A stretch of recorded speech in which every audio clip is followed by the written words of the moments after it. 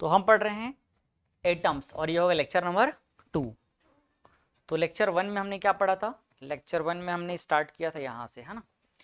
अगर एक metal surface पे एक फोटोन इंसिडेंट होने की वजह से एक इलेक्ट्रॉन रिलीज हो, एक इलेक्ट्रॉन इजेक्ट हो, तो वो कौन सा इफेक्ट होगा? Photo electric effect. एक फोटोन के साथ साथ एक इलेक्ट्रॉन के साथ साथ एक फोटोन फिर से निकल जाए तो क्या कहलाएगा? Compton effect. और अगर एक इलेक्ट्रॉन के साथ साथ पॉजिट्रॉन निकले तो क्या कहलाएगा? पेयर प्रोडक्शन इफेक्ट कहलाएगा। हमने इसमें यह समझा कि जो डेल्टा लेमडा होता है, lambda final minus lambda initial, इसको हम लोग कॉम्पटन शिफ्ट कहते हैं, जिसका value h upon M E into C 1 minus cos theta होता है।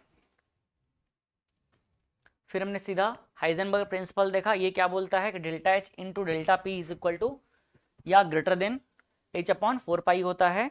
इसका मतलब ये है कि हम किसी भी इलेक्ट्रॉन का चेंज इन मोमेंटम, मतलब चेंज इन मोमेंटम और चेंज इन पोजीशन, मोमेंटम और पोजीशन का एग्जैक्ट एनालिसिस हम किसी भी टाइम पे एक साथ नहीं कर सकते। ये इन terms of angular momentum and angular position है। ये है न्यूक्लियस के अंदर इलेक्ट्रॉन क्यों एग्जिस्ट नहीं कर सकता? क्योंकि उसका स्पीड लाइट की स्पीड से ज्यादा हो जाएगा। फिर थॉमसन एटॉमिक मॉडल देखा। थॉमसन एटॉमिक मॉडल में क्या बोला गया कि भाई जो एटम होता है वो स्फेरिकल शेप में होता है, स्फीयर एक स्फीयर की तरह होता है, और उसके अंदर मास यूनिफॉर्मली डिस्ट्रीब्यूट रहता है, पॉजिटिव चार्ज पूरा तरीके से डिस्ट्रीब्यूट रहता है, उसके बीच में इलेक्ट्रॉन रहते हैं, जो कि गलत था। एक्चुअल में यहाँ पर रदरफोर्ड ने बताया कि अपने स्कैटरिंग एक्सपेरिमेंट से कि पूरा मास एक छोटे से जगह पर सेंटर्ड होता है, जिसको हम लोग न्यूक्लियस कहते हैं, और वहीं पर पॉजिटिव चार्ज भी रहता है, और इलेक्ट्रॉन चारों तरफ क्या करते हैं? रिवॉल्व करते हैं, जिसको हम लोग ऑर्बिट कहते हैं। ये इनके साइज में कंपैरिजन था। बाकी 2-4 क्वेश्चन हमने सॉल्व किया था। फिर हमने इम्पैक्ट पैरामीटर का कॉन्सेप्ट समझा। इसके अकॉर्डिंग क्लोजेस्ट अप्रोच का वैल्यू क्या हो जाएगा? R naught is equal to, बस काइनेटिक एनर्जी और पोटेंशियल एनर्जी दोनों को इक्वेट कर देने से आ जाएगा ये वाला वैल्यू। तो ये आर नॉट क्या है? मास के रेसिप्रोकल। ठीक, ये सब क्वेश्चन था, खत्म कहानी। फिर हमने ड्रॉबैक देखा। ये स्टेबिलिटी को एक्सप्लेन नहीं कर पाया, क्योंकि ईएम वेव रिलीज होगा जब वो एक्सेलरेट करेगा, तो मतलब एनर्जी धीरे धीरे खत्म होगा, एनर्जी खत्म होगा तो वो क्या हो जाएगा? कोलैप्स हो जाएगा, और इससे एटम स्टेबल नहीं रह पाएगा। तो इस तरह से स्टेबिलिटी के बारे में नहीं बता पाया। Second, can't explain line spectrum, जो बोर्स ने आगे एक्सप्लेन किया। अब शुरू करते हैं हम लोग नेक्स्ट लेक्चर। तो थर्ड नंबर का एटॉमिक मॉडल क्या है? Bohr's model. थर्ड नंबर का मॉडल क्या है? बोर्स मॉडल है। क्या क्या लिखा गया है?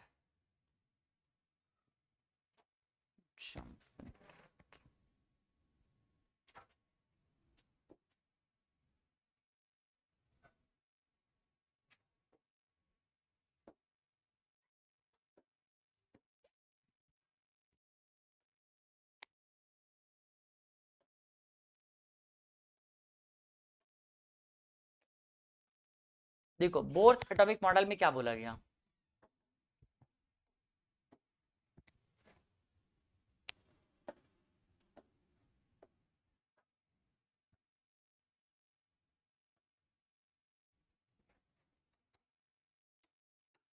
रदरफोर्ड ने अपने मॉडल में बताया कि हर एटम का क्या होता है? एक न्यूक्लियस होता है। न्यूक्लियस में क्या होता है? पॉजिटिव चार्ज होता है, और ये हो गया Ze उसके ऊपर टोटल चार्ज। ये है न्यूक्लियस। इस न्यूक्लियस के चारों तरफ कौन रिवॉल्व करते रहता है? ये इलेक्ट्रॉन रिवॉल्व करते रहता है। इलेक्ट्रॉन क्या करता है? रिवॉल्व करता है। जब इलेक्ट्रॉन रिवॉल्व करता है तो इसको हम क्या बोलते हैं? ऑर्बिट कहते हैं। क्या कहते हैं? ऑर्बिट। तो रदरफोर्ड ने यही बोला था कि भाई जिस पाथ में इलेक्ट्रॉन रिवॉल्व करता है उस पाथ को हम क्या बोलते हैं? ऑर्बिट कहते हैं, और ऑर्बिट में इलेक्ट्रॉन रिवॉल्व करता रहेगा। इसी में थोड़ा सा करेक्शन किया किसने? रदरफोर्ड ने। उन्होंने बोला कि किसी भी ऑर्बिट में रिवॉल्व नहीं करते रहेगा, मनमर्जी से कहीं भी रिवॉल्व नहीं करेगा। ये क्या है? एक फिक्स एनर्जी वाले ऑर्बिट में रिवॉल्व करता है, और उन एनर्जी लेवल को हम लोग क्या कह सकते हैं? हम उनको अलग अलग तरीके से इस तरह से नेमिंग कर सकते हैं। सबसे पहले अंदर वाले का हम n इज इक्वल टू 1, जो कि फर्स्ट ऑर्बिट है, इसको हम लोग क्या बोलेंगे? k बोल देंगे। फिर आगे को l बोल देंगे, फिर m बोलेंगे, फिर n बोलेंगे। ये first orbit n equal to 1, n equal to 2 हो जाएगा, n इक्वल टू 3 हो जाएगा, और n इक्वल टू 4। तो इस तरह से अलग अलग क्या होता है, ऑर्बिट होता है जिसमें इलेक्ट्रॉन रिवॉल्व करते हैं। आगे चल के इन ऑर्बिट्स में रहने के लिए इलेक्ट्रॉन के पास कितना एनर्जी होना चाहिए, ये सारे चीज का कैलकुलेशन इन्होंने करके बताया। तो इन्होंने जो बात बोला वो बात क्या था, इन्होंने बोला कि एक फिक्स एनर्जी वाले ऑर्बिट में, जिसको हम बोलते हैं डेफिनेट ऑर्बिट, इन्होंने क्या बोला कि इलेक्ट्रॉन कहाँ रिवॉल्व करेगा, एक डेफिनेट ऑर्बिट में रिवॉल्व करेगा जिसकी एनर्जी फिक्स रहती है, और इसको हम लोग स्टेशनरी ऑर्बिट भी कहते हैं। अब धीरे धीरे हम समझते हैं इनके पॉस्टुलेट्स क्या क्या हैं।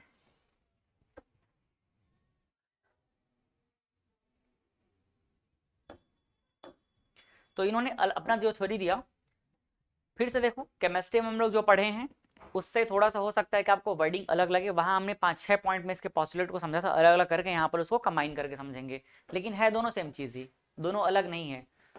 फर्स्ट पॉस्टुलेट में क्या बोला जा रहा है, Bohr's first postulate was that an electron in an atom could revolve in certain stable orbit। वही बात है, एक फिक्स एनर्जी वाले ऑर्बिट में, एक स्टेबल ऑर्बिट में इलेक्ट्रॉन रिवॉल्व करेगा without the emission of radiant energy, बिना एनर्जी को रेडिएट किए उस ऑर्बिट में घूमता रहेगा। समस्या तो यहीं पर था, रदरफोर्ड का जो मॉडल था, अगर वो एक्सेलरेट कर रहा है तो भाई वो अपनी एनर्जी को क्या करते रहेगा, लूज करते रहेगा। तो इन्होंने बोला कि एक फिक्स एनर्जी वाले ऑर्बिट में कोई इलेक्ट्रॉन रिवॉल्व कर रहा है तो वो वहां तब तक के ही रिवॉल्व कर पाएगा जब तक उसकी एनर्जी उस लेवल पे रहेगी। तो वहां जब वो रहेगा तो एनर्जी को लूज नहीं करेगा, अगर लूज करेगा तो आगे चल के पता चलता है कि वो क्या करेगा, नीचे शिफ्ट हो जाएगा, तो नीचे वाले ऑर्बिट में क्या करेगा, रिवॉल्व करेगा। तो इससे ये समझ आया कि जब तक उस स्टेबल ऑर्बिट में कोई इलेक्ट्रॉन रिवॉल्व कर रहा है तब तक अपनी एनर्जी को रिलीज नहीं करेगा without the emission of radiant energy. Contradictory to prediction of electromagnetic theory, मतलब यहां पर इलेक्ट्रोमैग्नेटिक थ्योरी को थोड़ा सा क्या कर दिया उन्होंने, अपोज कर दिया।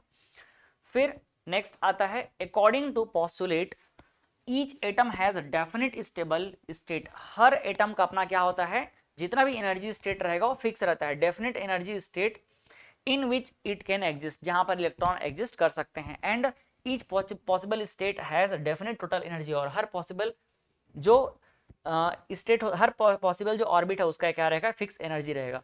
तो इतने में उन्होंने सिर्फ वही बात बोला जो मैंने भी समझा दिया, क्या बताया कि कोई भी एटम के पास जितना भी ऑर्बिट रहेगा हर ऑर्बिट की एनर्जी फिक्स रहेगा, और उसको हम लोग बोलते हैं स्टेबल ऑर्बिट या फिर स्टेशनरी ऑर्बिट कहते हैं, और वहीं पर इलेक्ट्रॉन रिवॉल्व करता रहेगा।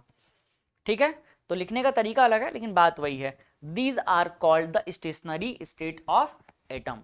जरूरी नहीं कि आप किसके वर्डिंग को फॉलो करो, जो केमिस्ट्री में लिखा है उसको फॉलो कर सकते हो। समझ तो आया ना मेन चीज बोलना क्या चाह रहा है। नेक्स्ट सेकंड नंबर क्या बोलता है, सेकंड नंबर का पॉस्टुलेट पढ़ते हैं। देखो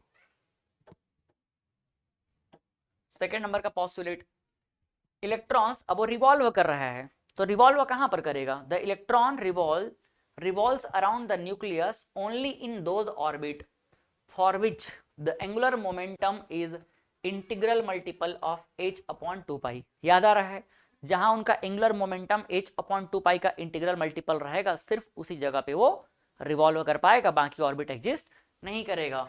where h is Planck constant, जो कि हम जानते हैं इसका वैल्यू इतना होता है, और thus the angular momentum L of the orbit electron is quantized, that is L is equal to nh upon 2 pi, where n is equal to क्या होगा, n का वैल्यू हो गया 1 2 3 4, इस तरह से इंटीग्रल मल्टीपल होगा h अपॉन 2 पाई। ये देख लो, ये h अपॉन 2 पाई का इंटीग्रल मल्टीपल जो भी ऑर्बिट रहेगा जिसका मोमेंटम h अपॉन 2 पाई का इंटीग्रल मल्टीपल रहेगा वहीं पर ही इलेक्ट्रॉन घूम पाएगा, वही ऑर्बिट एग्जिस्ट करेगा, बाकी जगह पर ये एग्जिस्ट नहीं करेगा, ये बोला गया। ठीक है, अब वो जो फिक्स ऑर्बिट है धीरे धीरे उसको डिफाइन किया जा रहा है। वो फिक्स ऑर्बिट क्या हो सकता है, तो फिक्स ऑर्बिट होगा जिसमें घूमने पे इनका जो एंगुलर मोमेंटम रहेगा वो कितना होना चाहिए, h अपॉन 2 पाई होना चाहिए। ठीक, अब यहां पर हम छोटा सा एक प्रैक्टिस कर लेते हैं, पहचानते हैं कि एक्चुअल में कौन सा होगा। तो मैं कुछ क्वेश्चन लिख रहा हूं, आप बताना कि पॉसिबल है कि नहीं। फर्स्ट L इक्वल टू, मान लो हमने लिख दिया 15h अपॉन 6 पाई।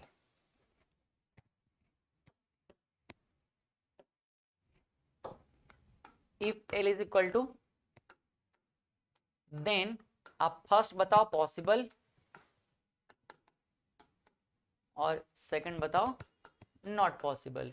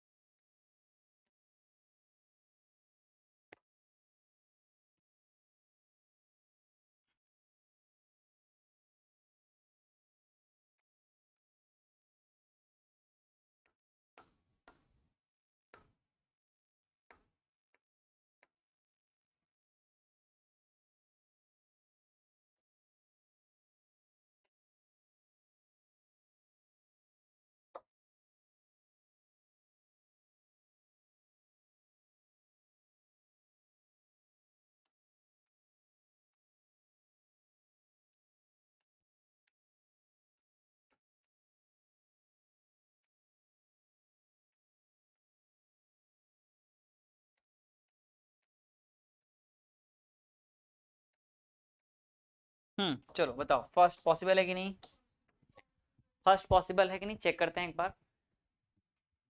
h अपॉन 2 पाई का इंटीग्रल मल्टीपल जो रहेगा वो एग्जिस्ट करेगा, तो थोड़ा सिंपल किया जा सकता है इसको।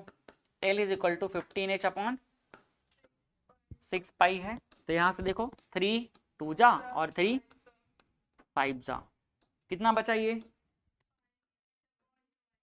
5h अपॉन 2 पाई।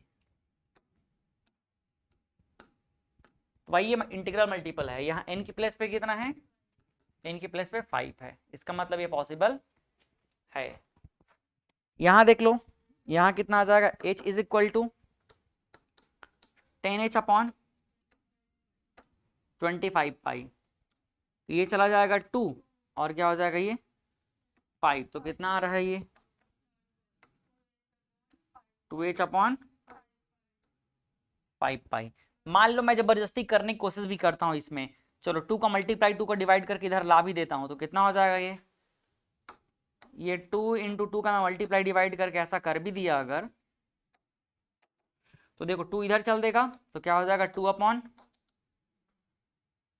सॉरी 2 तो पहले से है, तो 4 अपॉन कितना हो जाएगा 5 इधर आ जाएगा और यहाँ क्या रह जाएगा h अपॉन 2 पाई, तो यहाँ n की प्लेस पे क्या आ गया, हाँ तो यहाँ h क्या है 4 अपॉन 5, ये क्या है नॉट इंटीजर, ये इंटीजर नहीं है इसलिए नॉट पॉसिबल। अगला देखो l is equal to 25h upon 10 pi, 2 और ये 5, कितना आ जाएगा 5h अपॉन 2 पाई, तो आप यहाँ देख सकते हो n इज इक्वल टू कितना है 5 है, इसलिए ये पॉसिबल है। अगला देखो l is equal to 12h upon 3 pi, possible है, कैसे पॉसिबल है 3 1 जा और 3 4 जा, तो अगर मैं यहाँ 4h अपॉन 2 पाई पाई देख रहा हूँ तो ऐसा लगेगा कि बस पाई बचा, 2 पाई नहीं है तो 2 तो लाना पड़ेगा ना, तो 2 का मल्टीप्लाई 2 का डिवाइड कर देते हैं, कितना हो जाएगा ये 8h अपॉन 2 पाई, तो यहाँ n इज इक्वल टू कितना है 8, इसलिए क्या होगा ये पॉसिबल होगा। तो जिस ऑर्बिट का एंगुलर मोमेंटम क्या रहेगा h अपॉन 2 पाई का इंटीग्रल मल्टीपल रहेगा वो ऑर्बिट एग्जिस्ट करेगा और वहां इलेक्ट्रॉन रिवॉल्व करेगा, ये सेकंड नंबर का पॉस्टुलेट, समझ आया कि नहीं। ये थर्ड है, अभी भी सेकंड लिखा है क्या इसमें,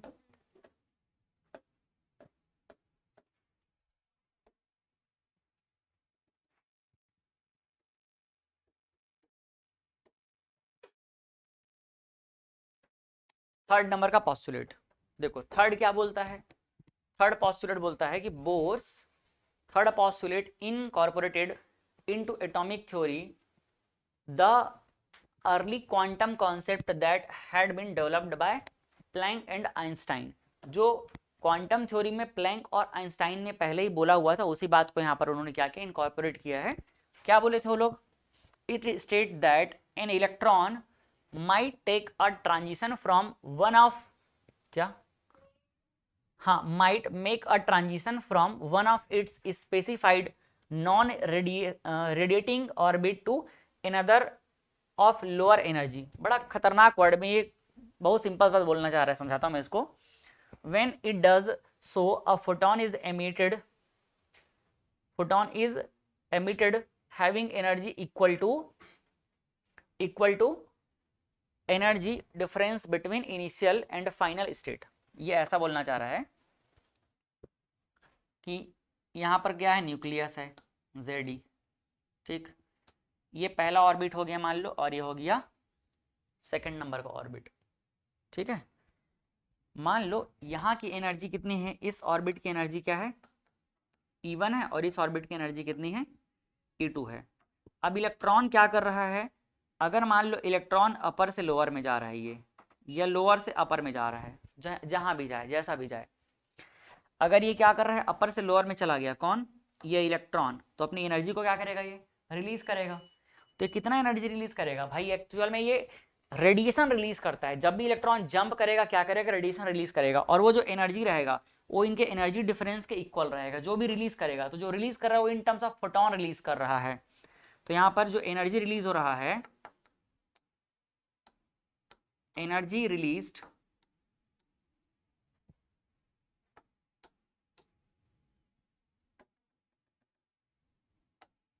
released RELEA released is equal to, इनका डिफरेंस कितना है, E2 माइनस E1, और यहां पर जो एनर्जी होगा एनर्जी ऑफ फोटोन रहेगा, क्या रहेगा ये,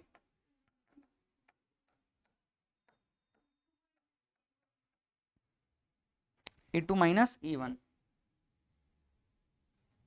एनर्जी ऑफ फोटोन, जिसको हम चाहें तो क्या लिख सकते हैं, E2 minus E1 is equal to H nu, या फिर क्या बोल सकते हो, HF। याद है ये वाला इक्वेशन? इसी को मैं, हो सकता है शायद वहां पर ऐसा बताया रहूंगा, अगर हमारे पास दो एनर्जी स्टेट है, मान लो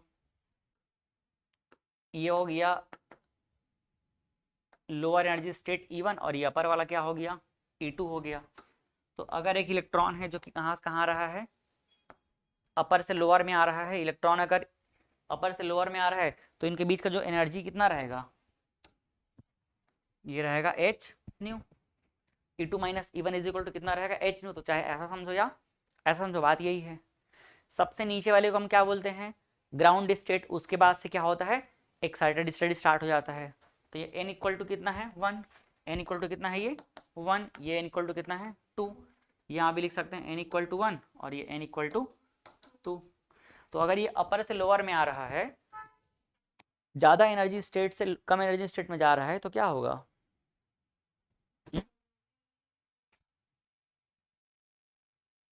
क्या होता जाएगा, एनर्जी रिलीज करते जाएगा।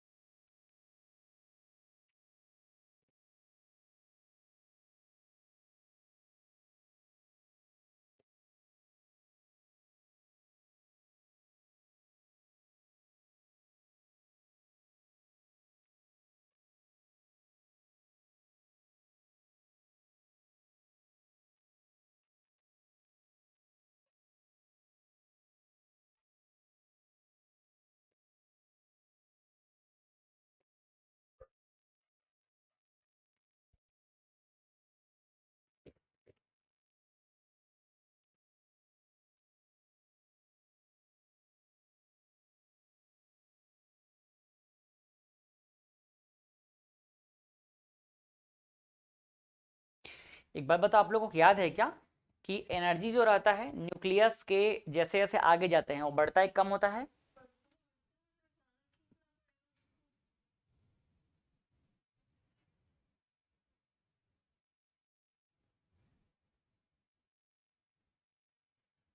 निगेटिव में आता है ना वैल्यू, मेरे ख्याल से सबसे पास वाले -13.6 ऐसा कुछ रहता है क्या?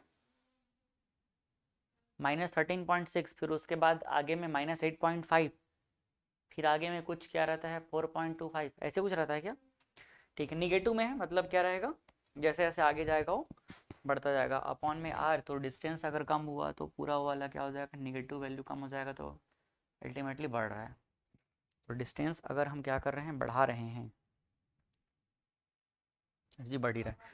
हाँ सही है, ठीक है, सब सही है, ठीक। यहाँ तक समझ आया ये?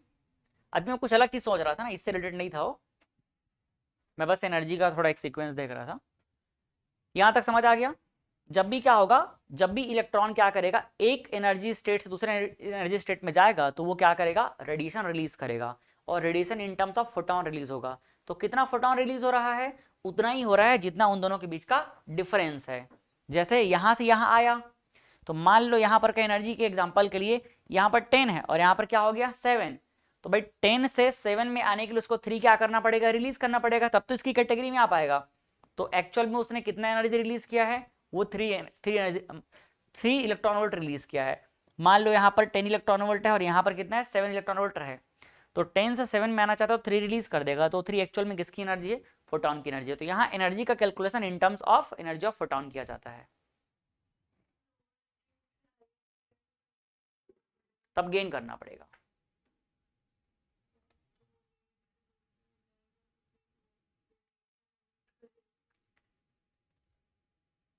क्या चीज? एक एनर्जी स्टेट में अगर दूसरे एनर्जी स्टेट में जाएगा तो वो फोटोन रिलीज ही करेगा। नहीं नहीं नहीं, हाँ मतलब मैं भले ऐसा बोल दिया हूँ, लेकिन यहाँ पर वो एनर्जी डिफरेंस की बात हो रही है, दोनों के बीच जितना एनर्जी डिफरेंस रहेगा। ये जो स्टेटमेंट लिखा है मैं उसके अकॉर्डिंग बोल रहा था, when it does so photon is emitted having energy equal to, photon is emitted having energy equal to difference between the initial and final state. यहाँ पर मतलब ऐसा एज्यूम करके चला जा रहा है कि जो इलेक्ट्रॉन है, भाई इलेक्ट्रॉन कहीं ना कहीं तो मूव करेगा ना, चाहे वो अपर से लोअर में जाए या लोअर से अपर में जाए, तो वो क्या करेगा, energy in terms of radiation ही उसको रिलीज करेगा बोला जा रहा है। जैसे कि मान लो वो कहाँ गया, वो अपर से लोअर, मान लो अपर से लोअर में गया, ठीक है, तो अपर से लोअर में जा रहा है तो 10 से 7 में आ रहा है, 10 से 7 में आ रहा है तो क्या करेगा, 3 रिलीज करेगा। अब दूसरा बात ये आ रहा है कि सर अगर वो फिर यहां से क्या हो गया, मेरे को ऐसा क्यों लग रहा है कि n इक्वल टू 1 से 2 में जाएगा वो,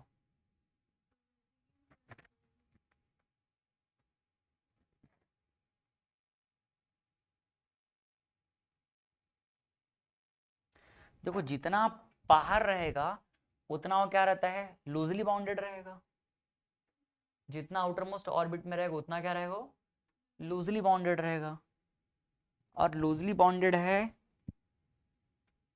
इसका मतलब क्या है, उसका एनर्जी, अच्छा उसका एनर्जी ज़्यादा है तो जल्दी वो रिएक्ट कर सकता है ना, एनर्जी ज़्यादा रहेगा मतलब अनस्टेबिलिटी ज़्यादा रहेगा, तभी तो रिएक्ट करेगा ना। ठीक ठीक, हाँ वो सही है, ठीक।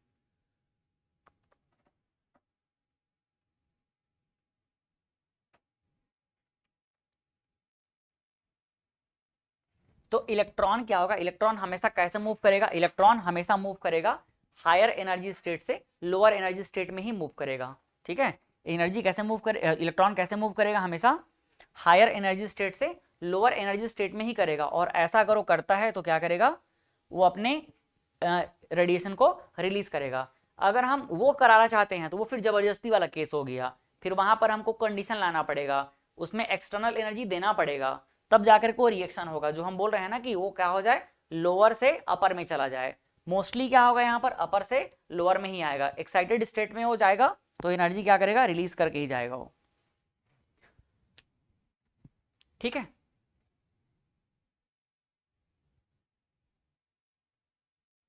तो ये 3 पॉइंट हम लोग समझे यहां पर। पहला पॉइंट क्या था?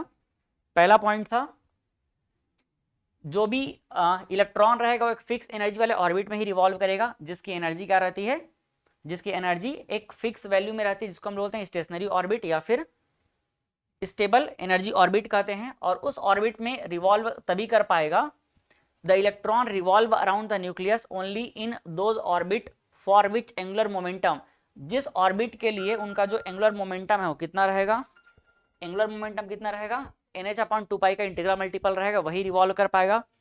और इलेक्ट्रॉन क्या करेगा, यहां पर इलेक्ट्रॉन जो है जब भी क्या होगा, ट्रांजिशन स्टेट में जाएगा, तो it state that electron might make a transition from one of specified non radiating orbit to another of the lower energy.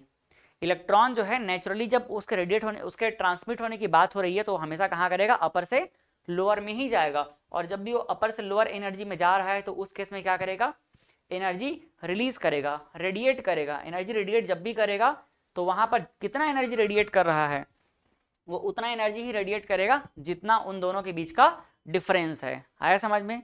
जितना उन दोनों के बीच का डिफरेंस है, तो उस डिफरेंस को हम लोग कैसे लिखेंगे, मान लो यहाँ पर अपर एनर्जी क्या है, E2 है, लोअर एनर्जी माइनस E2 है, तो upper minus lower is equal to क्या हो जाएगा, एनर्जी ऑफ फोटॉन हो जाएगा।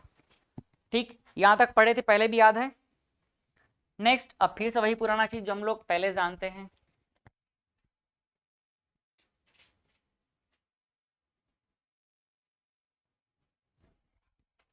Applications of Bohr's model.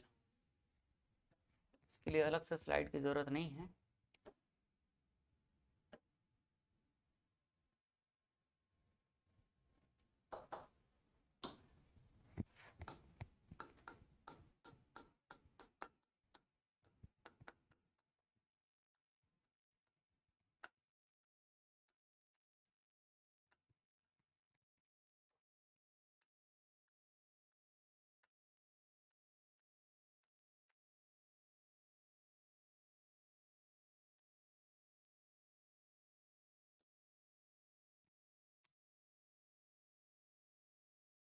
नहीं समझ पाया इसको,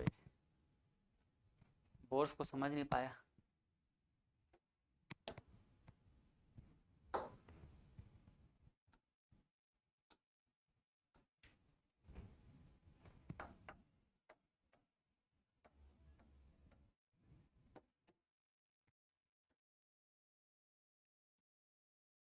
समझ ही नहीं पाएगा लग रहा है इसको ये।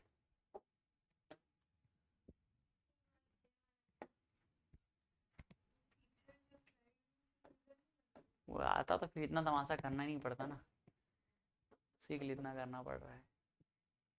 पहले वाले में और अभी वाले में यही एक डिफरेंस है, लिमिटेशन है इसका। Applications of Bohr's model.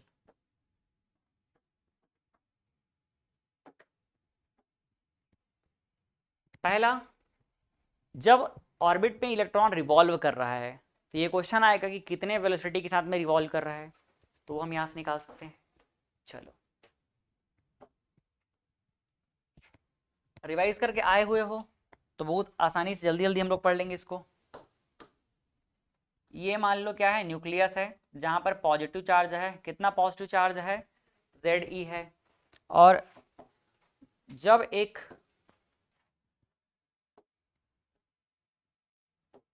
Electron इसके चारों तरफ रिवॉल्व करेगा, तो देखो यहां पर क्या होगा, एक जो इसको बैलेंस करेगा अंदर की तरफ, वो क्या होगा, सेंट्रीपिटल फोर्स। और दूसरा, सॉरी, एक जो अंदर की तरफ काम करेगा वो कौन सा होगा, इलेक्ट्रोस्टैटिक फोर्स, जिसको हम लोग क्या बोलेंगे, Fe कहेंगे। दो चार्ज पार्टिकल के बीच में लगने वाला force of attraction, electrostatic force of attraction. और दूसरा जो बाहर की तरफ लगेगा, दूसरा जो कहाँ लगेगा, बाहर की तरफ, उसको होल्ड करके रखने में हेल्प करेगा, अंदर घुसने नहीं देगा, वो क्या है, वो है सेंट्रीपिटल फोर्स। ये इलेक्ट्रॉन है, इलेक्ट्रॉन के ऊपर दो फोर्स लगेगा, पहला क्या हो जाएगा, इलेक्ट्रोस्टैटिक फोर्स, दूसरा क्या हो जाएगा, सेंट्रीपिटल फोर्स। तो यहां पर इस केस में क्या हो जाएगा,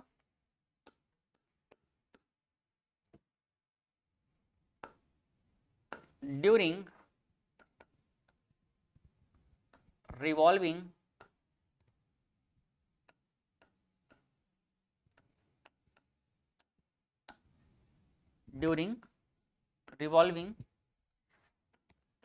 F E is equal to F सी।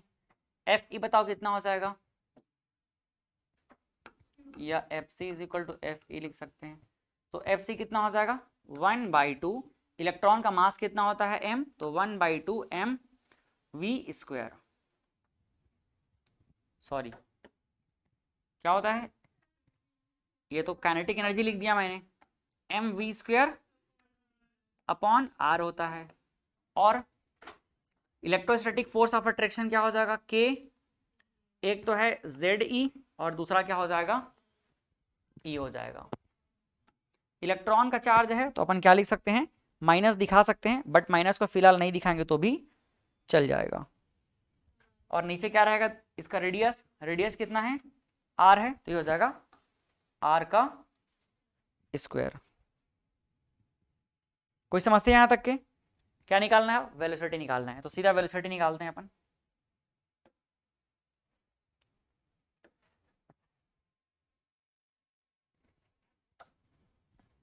पहले ये आर आर एक ठो को तो कैंसिल कर देते हैं, ये वाला आर चला गया, ये वाला बच गया, तो क्या आएगा आर इधर आ जाएगा, आर इज इक्वल टू के का के कर दो और जेड का जेड रख लेते हैं, ई स्क्वायर का ई स्क्वायर रख लेते हैं, नीचे क्या हो जाएगा एम वी स्क्वायर। ये आ गया, नहीं अपने को तो वेलोसिटी निकालना था क्या, तुम कहाँ फंस गए फिर, आर निकाल दिए ना, कोई मतलब नहीं हुआ इसको काटने का।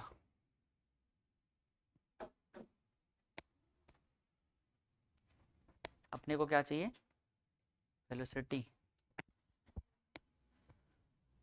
चलो आर को अपन क्या करते हैं, इस तरह ले आते हैं, तो ये हो जाएगा एम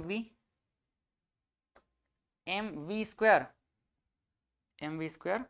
आर, और क्या रहेगा ये के जेड ई स्क्वायर। इसको एक काम करते हैं, एक वी को बाहर निकाल देते हैं, एम वी आर हो जाएगा और एक वी बाहर निकल जाएगा, क्या रहेगा ये ई स्क्वायर। इसको बोलते हैं क्वेश्चन नंबर 1।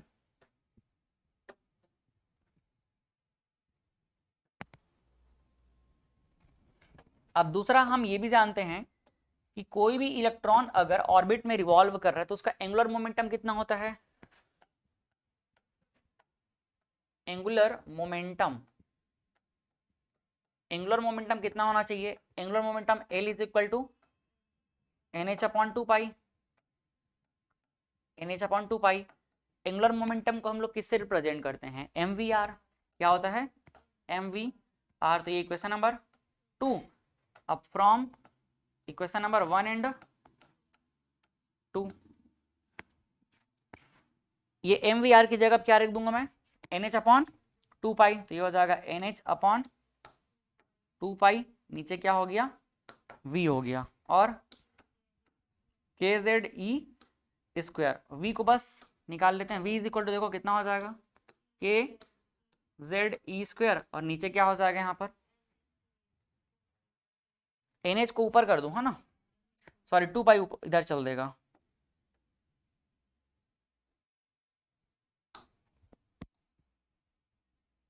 ऊपर चल देगा क्या 2 पाई, और नीचे क्या आ जाएगा NH। ये है वैल्यू, ठीक। लेकिन ये वैल्यू हमको याद रखने में बहुत दिक्कत होगा और इसका ज़्यादा यूज़ है भी नहीं, तो हम कौन सा वैल्यू याद रखेंगे। और यहाँ पर चाहो तो K का वैल्यू भी पुट कर सकते हो, K का वैल्यू कितना होता है, लेकिन इसको याद नहीं रखना है, फिर भी 2 पाई ऊपर में रहने दो, Z हो जाएगा E square 1/4 pi epsilon not रख लेते हैं, 1/4 पाई एप्सिलॉन नॉट, या तो इसको याद रख लो या तो फिर ये हो जाएगा, लेकिन दोनों को याद मत रखना, हम इसका वैल्यू के साथ पुट करके निकाल लेंगे, वो ज़्यादा आसान रहेगा याद करने में। मान लो 2 और यहाँ से 2 2 जा 4, 2 1 जा और 2 2 जा, पाई और पाई चला गया, तो कितना बच रहा है, जो फाइनल आ रहा है देखो कितना हो जाएगा ZE स्क्वायर अपॉन NH। देखो जब हम यहाँ E का वैल्यू पुट कर देंगे, 2 का पुट कर देंगे और एप्सिलॉन नॉट का पुट कर देंगे तो बचा क्या, अच्छा H का भी पुट कर देंगे तो सिर्फ बचेगा Z और N। क्या बचेगा, Z और N। और फाइनल वैल्यू जो हमारे पास आता है ना वो रहता है V इज इक्वल टू, सब वैल्यू पुट करने के बाद जो फाइनल वैल्यू आएगा वो रहता है V इज इक्वल टू 2.18 10⁶ क्या रहेगा, Z अपॉन N। ये है वैल्यू, तो इसको याद रख लेना है। अब इसमें एक वैल्यू और ऐड कर लो जो शायद आप लोग उस समय नहीं लिखे रहे होगे। अगर इसको हम लाइट की स्पीड से रिलेट करेंगे, इसको लाइट की स्पीड से हम रिलेट करते हैं, कंपेयर करते हैं ये जो वैल्यू है उसको, क्योंकि ये क्या है, वेलोसिटी ऑफ इलेक्ट्रॉन। लेकिन अगर उसको हम स्पीड के लाइट से कंपेरिजन करेंगे तो स्पीड ऑफ लाइट किससे कंपेरिजन करते हैं, स्पीड ऑफ लाइट से। तो स्पीड ऑफ लाइट से कंपेरिजन करते हैं इसको, तो यहाँ पर अपने को वैल्यू मिलेगा C अपॉन 137 और बाकी क्या रहेगा, Z अपॉन N रहेगा। कहने का मतलब स्पीड ऑफ लाइट से तो कम ही रहेगा, तो कितना कम रहेगा ये, स्पीड ऑफ लाइट से 137। ये फाइनल रिजल्ट काम का है, बाकी सब तो डेरिवेशन है जो कि आप जानते हो, आसान है। कभी कभी क्या होता है, हम इसी डेरिवेशन को पहले रेडियस निकाल देते हैं फिर वेलोसिटी निकालते हैं, तो ये उल्टा पुल्टा चलता रहता है। हो सकता है वहां पर हम लोग पहले रेडियस निकाले होंगे फिर वेलोसिटी निकाले होंगे, तो वो जैसा भी है चलेगा। अब रेडियस वेलोसिटी निकल गया, सेकंड क्या निकालेंगे, सेकंड एप्लीकेशन रेडियस। तो रेडियस ऑफ nth ऑर्बिट, मतलब जिस भी ऑर्बिट में इलेक्ट्रॉन रिवॉल्व कर रहा है उस ऑर्बिट का रेडियस कितना होगा। फर्स्ट ऑर्बिट में करेगा तो n इक्वल टू 1, सेकेंड में करेगा तो n इक्वल टू 2। अच्छा यहां से देखो काम के बाद थोड़ा सा, ये जो v दिख रहा है ये v किसके प्रपोजनल है, ये जो v है किसके प्रपोजनल है, यहां से ध्यान रखना v प्रपोजनल टू z और v is inversely proportional to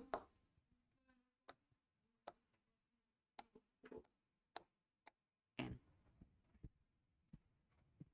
ऐसा समझो इसको, जैसे जैसे इलेक्ट्रॉन जो है दूर के ऑर्बिट में रिवॉल्व करते जाएगा उसका स्पीड क्या होते जाएगा, कम होते जाएगा। या उल्टा, जैसे जैसे इलेक्ट्रॉन पास के ऑर्बिट में आते जाएगा, जैसे जैसे इलेक्ट्रॉन कहाँ आएगा, पास के ऑर्बिट में आते जाएगा, उसका स्पीड क्या होते जाएगा, बढ़ते जाएगा। कैसे पॉसिबल है ये,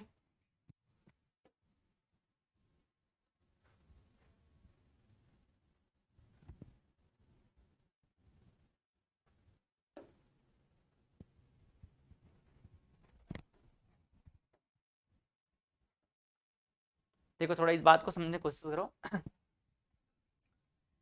ये जो रिलेशन है क्या बताना चाह रहा है, v प्रोपोर्शनल टू z और v proportional to 1 upon n। n का मतलब नंबर ऑफ ऑर्बिट, पहला ऑर्बिट वेलोसिटी जो भी रहेगा, ऑर्बिट बढ़ा है सेकेंड घट जाएगा, थर्ड और घटेगा, फोर्थ और घटेगा। या मान लो बहुत दूर के ऑर्बिट में है, फिफ्थ ऑर्बिट में, अब उसको पास ला रहे हैं, तो जब n को हम घटाते जाएंगे तो v क्या हो जाएगा, बढ़ जाएगा। कैसा रिलेशन है इसमें, रेसिप्रोकल का है ना। तो अगर n घटेगा तो v क्या हो जाएगा, बढ़ जाएगा। मतलब न्यूक्लियस के जितना पास आते जाएगा, न्यूक्लियस के जितना पास आते जाएगा कौन, इलेक्ट्रॉन, उसका स्पीड उतना ही बढ़ता जाएगा। ये कैसे पॉसिबल है, कैसे पॉसिबल है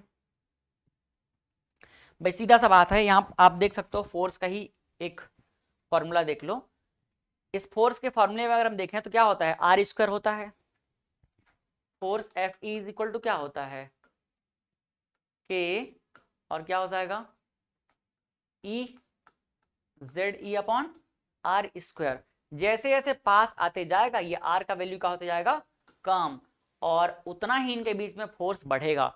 जब ये फोर्स बढ़ेगा तो भाई ऑब्वियस सी बात है तेजी से खींचने की कोशिश करेगा, और जब तेजी से खींचेगा तो तेजी से क्या होगा, वो राउंड करने लगेगा, रोटेट करने लगेगा। सारा चीज क्या है, फोर्स का ही तो है।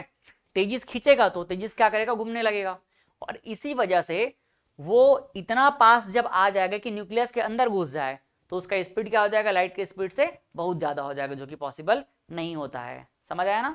तो जैसे जैसे ये पास आते जाएगा उतना ही उसका स्पीड का होते जाएगा, बढ़ते जाएगा, जो इस रिलेशन से भी हमको समझ आ रहा है। बात समझ आया? ठीक। अगर आप मान के चलो कि वो न्यूक्लियस में घुस गया, मतलब n इक्वल टू क्या हो गया, 0। अगर n इक्वल टू 0 हो गया तो v क्या हो जाएगा, इनफाइनाइट चला गया, जो कि पॉसिबल नहीं है। सेकंड क्या देखेंगे अब हम लोग, रेडियस। तो रेडियस के लिए फिर से वही पुराना रिलेशन। अभी हमने क्या देखा, नाउ अभी हमने देखा कि F C is equal to क्या था, एफ ई था। तो एफ सी क्या है, M V square upon R, और ये क्या था, K Z E upon R square. यहां से क्या निकालना है, रेडियस निकालना है। तो अब हम फिर से कैंसिल कर देते हैं इसको और इसको, आर का वैल्यू निकालते हैं। देखो आर इज इक्वल टू क्या हो जाएगा, आर इज इक्वल टू के, और क्या हो गया, जेड ई स्क्वायर अपॉन, नीचे ले आओ इसको, तो एम वी स्क्वायर। सही है ना यहां तक के, सही है। अब v का वैल्यू पुट करते हैं। अभी हमने देखा था कि we have, v is equal to क्या था, 2.18 इंटू 10 की पावर 6 था क्या, 6, और z अपॉन n पुट कर देते हैं v के वैल्यू को।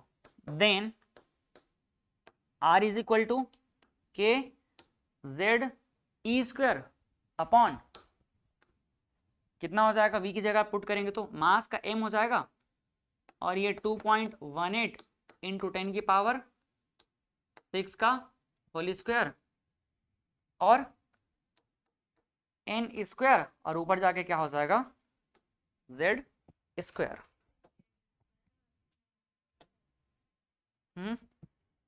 उल्टा कर दिया, तो नीचे क्या रहेगा, z स्क्वायर, ऊपर क्या चला जाएगा, n स्क्वायर। ये एक z और ये एक z कैंसल हो गया। तो आप देख लो r इज इक्वल टू क्या आ रहा है, r इज इक्वल टू आ गया k और n ई स्क्वायर। नीचे क्या आ रहा है, नीचे काफी लंबा चौड़ा वैल्यू आ रहा है।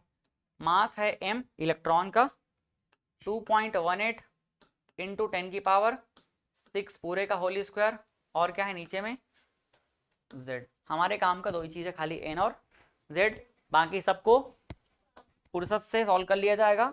और फुर्सत से सॉल्व करने के बाद जो वैल्यू आएगा उसको बताता हूं मैं आपको। r का वैल्यू आएगा जब फुर्सत से सॉल्व किया जाएगा इसको, तो 0.53 एंगस्ट्रॉम, ऊपर हो जाएगा n स्क्वायर और नीचे क्या हो जाएगा z। ये आ गया वैल्यू। ये तो याद ही है आप लोगों को, हाँ।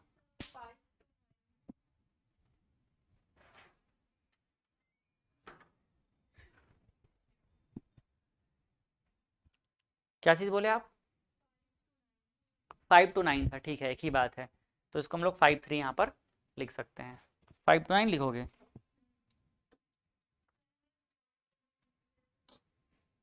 हाँ, 0.529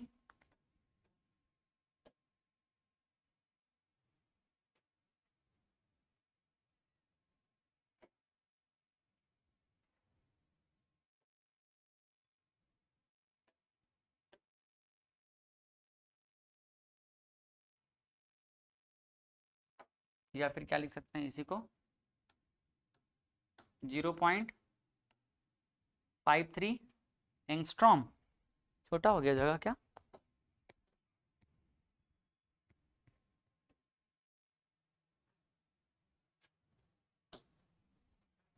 zero point five three angstrom, और क्या है n स्क्वायर अपॉन z।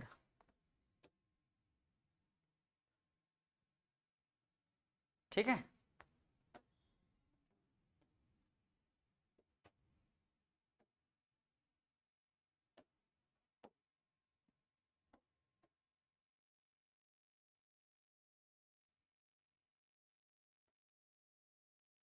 ये आ गया रिजल्ट, याद रख लो इसको अब।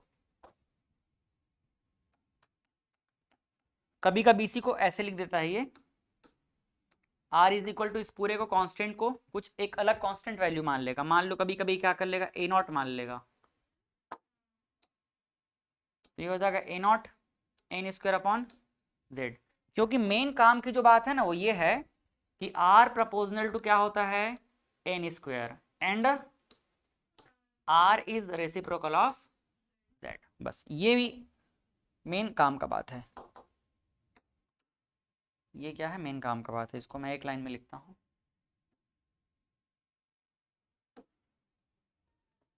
ये देख लो,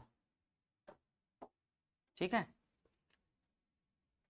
क्योंकि बहुत सारे क्वेश्चंस में डायरेक्टली आपको रिलेशन देख करके ही काम करना होता है। तो रेडियस क्या होगा, जैसे जैसे नंबर ऑफ ऑर्बिट बढ़ेगा उसका साइज बढ़ता जाएगा, क्योंकि रेडियस बढ़ता है, लेकिन z क्या रहेगा उसका रेसिप्रोकल रहेगा। तो n और z दोनों रेसिप्रोकल होते हैं, यहां पर भी देख सकते हो और यहां पर भी। तो n से आप रेडियस रख लो, याद n बढ़ेगा r बढ़ेगा, n बढ़ेगा v घटेगा, ठीक। बाकी z उसका उल्टा। कोई समस्या? नेक्स्ट हम देखते हैं टाइम पीरियड।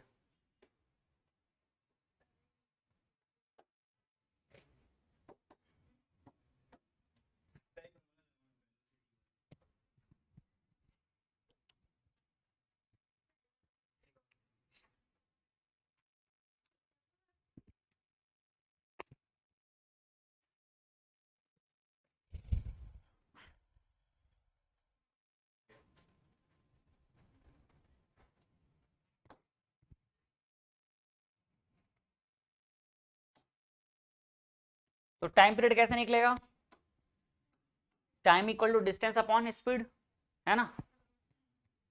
तो टाइम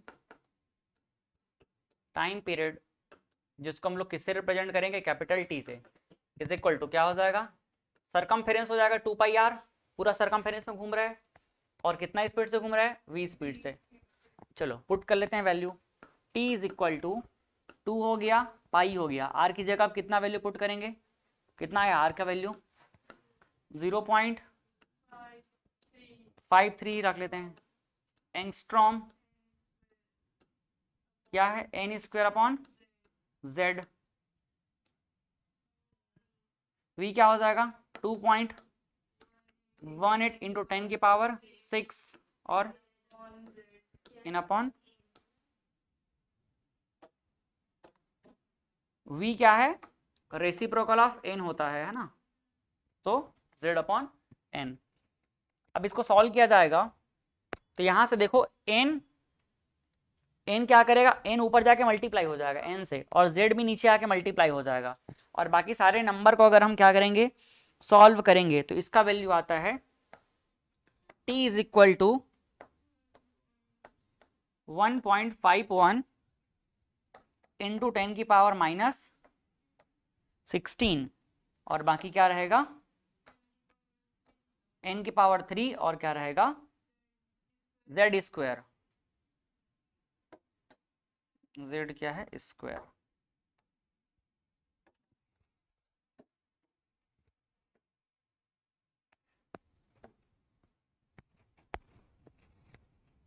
ठीक है,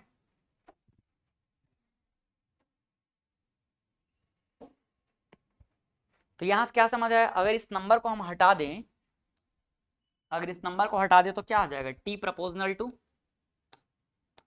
n की पावर 3 अपॉन z स्क्वायर। ये मेनली ध्यान रखना है, ज्यादा उस वैल्यू के साथ तो जरूरत नहीं पड़ता है, तो आप इसी को लिख सकते हो, that is t is directly proportional to n की power 3 and t is inversely proportional to z square. ये सब पे क्वेश्चन बनता है, तो क्वेश्चन आप लोग वहां ऑलरेडी किए हुए हो, मैं बहुत ज्यादा नहीं कराऊंगा इसमें। नेक्स्ट अगला,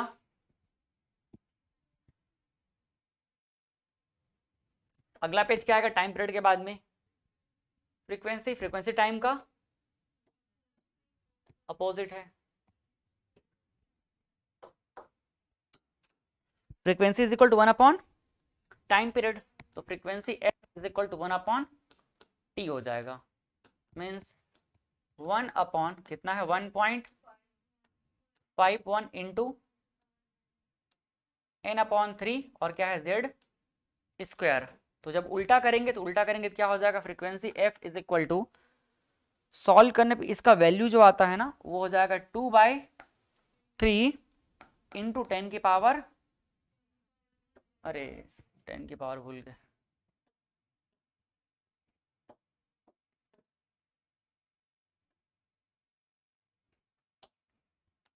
टेन की पावर कितना था, -16 था, तो ऊपर जाके क्या हो जाएगा +16 हो जाएगा। तो 10 की पावर +16 और जेड स्क्वायर अपॉन n की पावर 3, ये याद रख लेना। ठीक है, यहां भी आप रिलेट कर सकते हो कि फ्रीक्वेंसी क्या है, frequency f is directly proportional to Z square upon n की पावर 3, दैट इज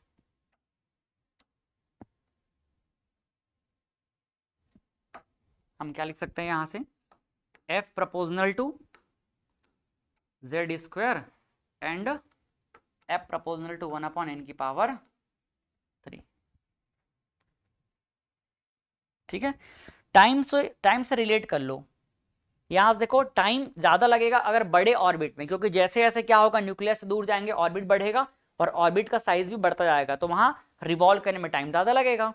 तो ऑर्बिट बढ़ रहा है तो देख लो टाइम भी क्या हो रहा है, बढ़ रहा है, डायरेक्टली प्रोपोर्शनल है, और फ्रीक्वेंसी उसका उल्टा हो गया।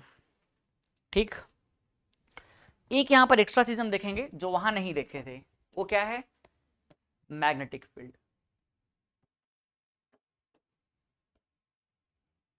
Magnetic field at the centre due two electron in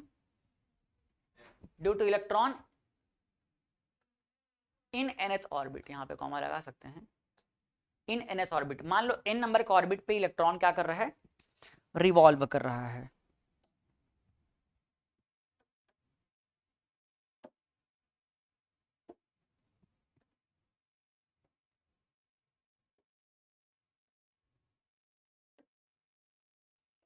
ये देखो nth ऑर्बिट में इलेक्ट्रॉन मान लो रिवॉल्व कर रहा है, तो जब ये रिवॉल्व करेगा, जब इलेक्ट्रॉन क्या करेगा, रिवॉल्व करेगा, मान लो ऐसे रिवॉल्व कर रहा है, यहाँ पर है Ze, तो जब ये रिवॉल्व करेगा तो मैग्नेटिक फील्ड आएगा कि नहीं आएगा, बिल्कुल आएगा। चार्ज पार्टिकल क्या करता है, जब मूव करता है तो मूविंग चार्ज की वजह से क्या आता है, मैग्नेटिक फील्ड आता है, और उस मैग्नेटिक फील्ड का वैल्यू कितना हो जाएगा, एक सर्कुलर लूप में मैग्नेटिक फील्ड का वैल्यू कितना होगा, है याद कुछ,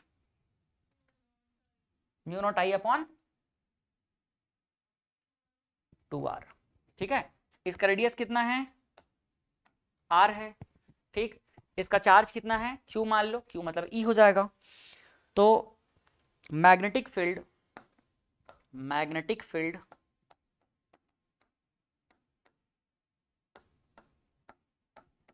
एट द सेंटर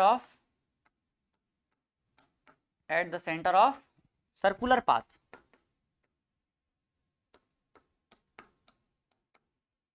कितना हो जाएगा, B इज इक्वल टू होता है μ0I/2r, यही होता है ना, μ0I/2r। तो यहाँ पर B की जगह कितना हो जाएगा, B इज इक्वल टू हो जाएगा, म्यू की जगह μ0 को μ0 ही रखना, I की जगह पे करंट यहाँ पता है क्या, नहीं, तो चार्ज पता है, तो क्या हो जाएगा, करंट की जगह पे चार्ज अपॉन टाइम, तो चार्ज क्या हो जाएगा, या इसी को ऐसे लिख देता हूँ मैं, μ0I की जगह पे चार्ज Q अपॉन क्या हो जाएगा 2r इंटू टी हो जाएगा।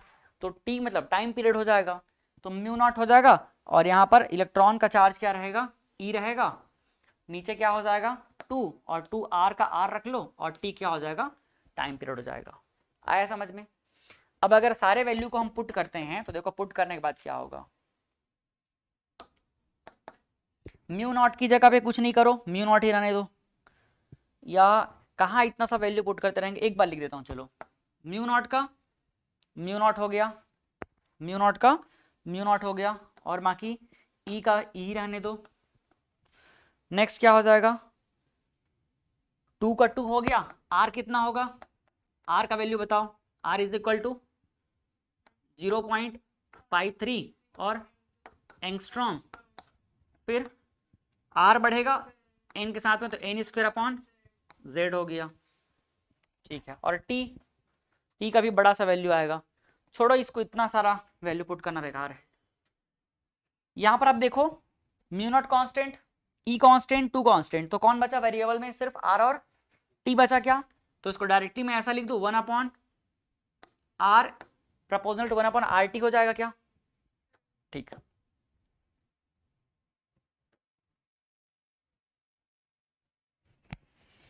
तो अब वैल्यू पुट करते हैं अपन।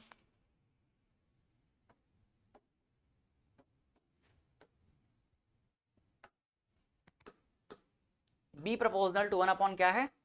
आर इन टू टी, इसलिए प्रपोजनल टू में क्या हो जाएगा? 1 अपॉन, पहले आर का वैल्यू पुट करते हैं 0.53 एंगस्ट्रॉम। एक स्टेप तो आ जाएगा क्या? बी इज इक्वल टू, या B proportional to 1 upon R का वैल्यू बताओ।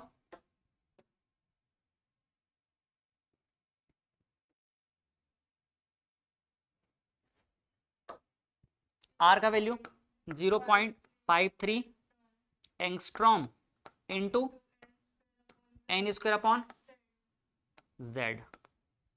टी का वैल्यू बताओ, टी कितना आया है?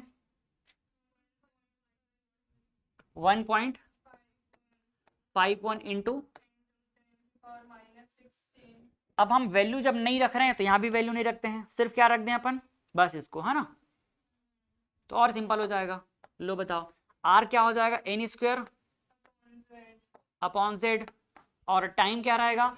टाइम भी नंबर ऑफ ऑर्बिट के साथ बढ़ेगा, तो क्या हो जाएगा? एन की power 3 upon Z square.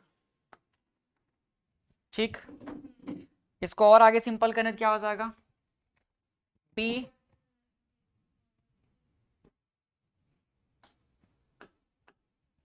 B proportional to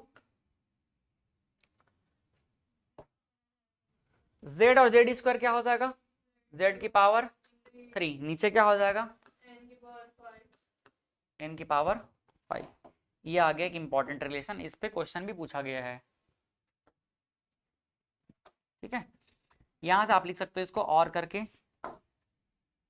magnetic field का अगर हम इंडिविजुअल रिलेशन देखें जेड से, तो क्या हो जाएगा? बी प्रपोजनल टू जेड की पावर 3, एंड अगर हम एन से देखें तो क्या हो जाएगा? B proportional to 1 upon N to the power 5, या फिर क्या बोल सकते हो? एन टू द पावर -5, एक ही बात है। तो ये है मैग्नेटिक फील्ड का रिलेशन। है कोई समस्या यहां तक के?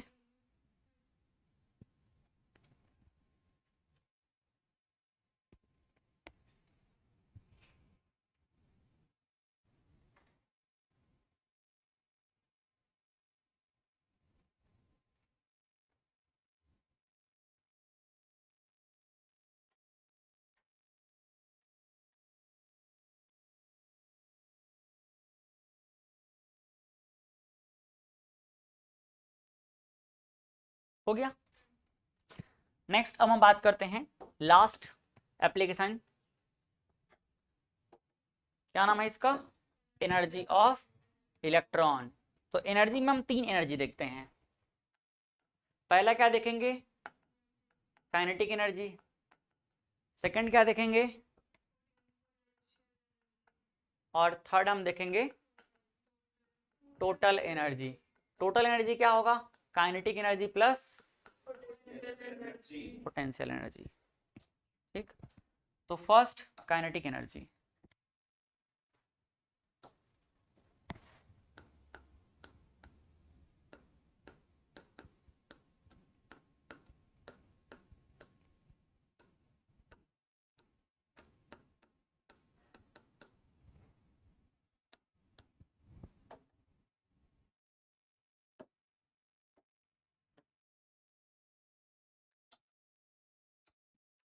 देखो काइनेटिक एनर्जी होता क्या क्या है? Kinetic energy K is equal to हो जाएगा 1/2 mv²। ये कहाँ से निकलेगा? mv² का वैल्यू कहाँ से लाएंगे? हम जानते हैं, क्या जानते हैं? We have Fc is equal to F E, और यहाँ से क्या होता है 1/2, 1/2 नहीं, M V square upon R is equal to क्या होगा, के न्यूक्लियस का जेड ई और इलेक्ट्रॉन का ई, दोनों के बीच का डिस्टेंस आर का स्क्वायर। यहाँ से आप देखो एक आर और एक आर कैंसल हो गया, तो आया क्या यहाँ पे, आया यहाँ पर M V square is equal to K Z और ई स्क्वायर अपॉन आर। आया समझ में? तो इसको अपन क्या लिख लेते हैं, इक्वेशन नंबर 1। क्या लिख लें इसको, इक्वेशन नंबर 1। तो फ्रॉम फर्स्ट, इक्वेशन फर्स्ट से देखो इसको वैल्यू पुट कर देंगे, तो क्या मिल रहा है, kinetic energy is equal to, kinetic energy is equal to क्या हो जाएगा, सीधा इसको पुट कर दें, इक्वेशन नंबर 2 लिख दो उसको, क्या from 1 and 2, kinetic energy is equal to क्या हो जाएगा, 2 सीधा डिवाइड हो जाएगा, तो ये हो गया के Z E square upon 2r, ये मिल गया काइनेटिक एनर्जी का वैल्यू।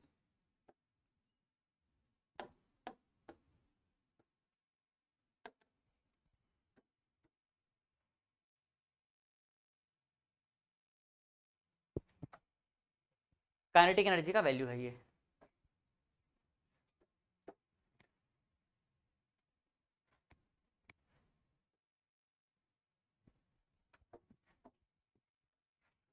ठीक है,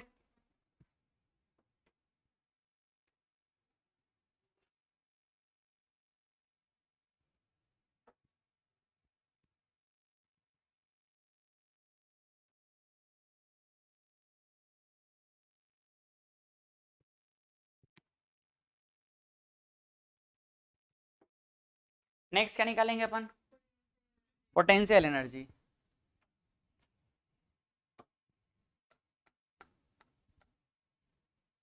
पोटेंशियल एनर्जी, अभी जो आप लोगों को टाइम मिल रहा है मेरे डिराइव करते तक के फार्मूला को और याद करने की कोशिश करो अच्छे से, क्योंकि मुझे पक्का विश्वास है आप लोगों को याद नहीं रहा होगा ये, हालांकि रिवीजन किए होगे तो जरूर आप लोग कल देखे होगे, लेकिन इस लंबे गैप में याद रहा होगा क्या ये, नहीं। तो टाइम का प्रिसाइजली यूज करो। पोटेंशियल एनर्जी, हाँ अच्छा, ENERGY,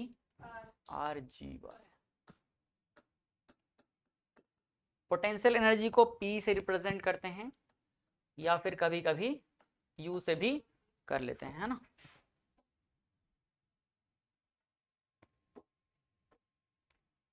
पोटेंशियल एनर्जी कैसे निकाला जाएगा बताओ,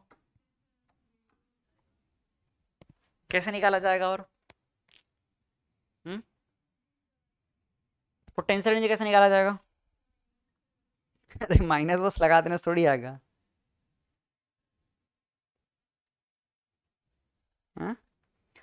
पोटेंशियल एनर्जी निकालने के लिए सिंपल सा बात है, हमने वो लास्ट में केस देखा था ना, एक मिनट ना, जैसे यहाँ पर क्या है, यहाँ पर है ZE, ये न्यूक्लियस है, तो न्यूक्लियस के चारों तरफ कौन घूम रहा है, ये इलेक्ट्रॉन घूम रहा है,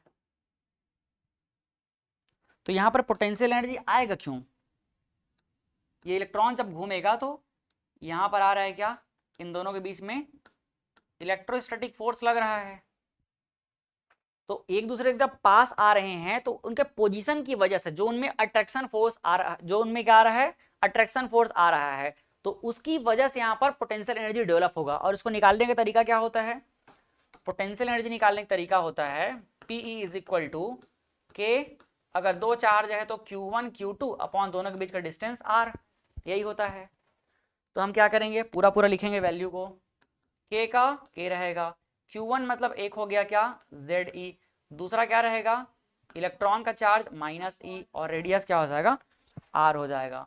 तो जब इसको हम लिखेंगे तो PE लिखो या फिर U लिखो, कितना हो जाएगा ये, -K ZE स्क्वायर अपॉन क्या होगा आर होगा। ये आ गया क्या, पोटेंशियल एनर्जी। अब देखो पोटेंशियल एनर्जी काइनेटिक एनर्जी से क्या है, डबल है। क्या है, डबल है। तो हम इसको यहां पर क्या लिख सकते हैं, और यहां पर हम लिख सकते हैं potential energy divided by 2 but with magnitude. आया समझ में? मैग्नीट्यूड के साथ अगर हम लिखेंगे तो ऐसा लिख सकते हैं, या इसको क्या लिख सकते हैं और हम लोग 2 times of kinetic energy. Kinetic energy का क्या हो जाएगा, ये डबल हो जाएगा। ठीक,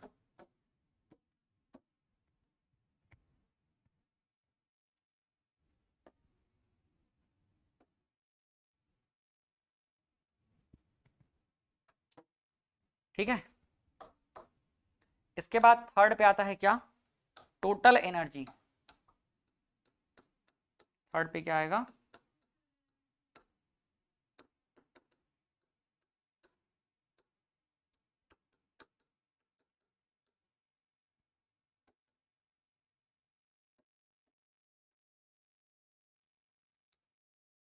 ये कैसे निकाला जाएगा total energy, TE is equal to KE plus PE. तो TE is equal to, KE का वैल्यू कितना है, केई का वैल्यू है के जेड ई स्क्वेयर अपॉन 2r, और माइनस कितना हो जाएगा, यहां देख लो ई स्क्वेयर अपॉन आर।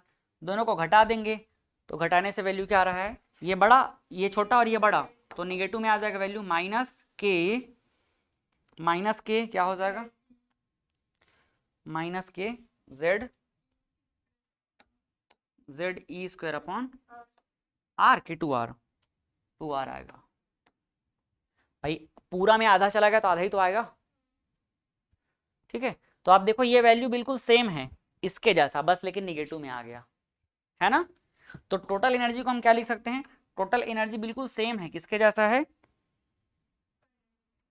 तो यहां पर लिख लो काइनेटिक एनर्जी के मैग्नीट्यूड के जितना है, एकदम सेम।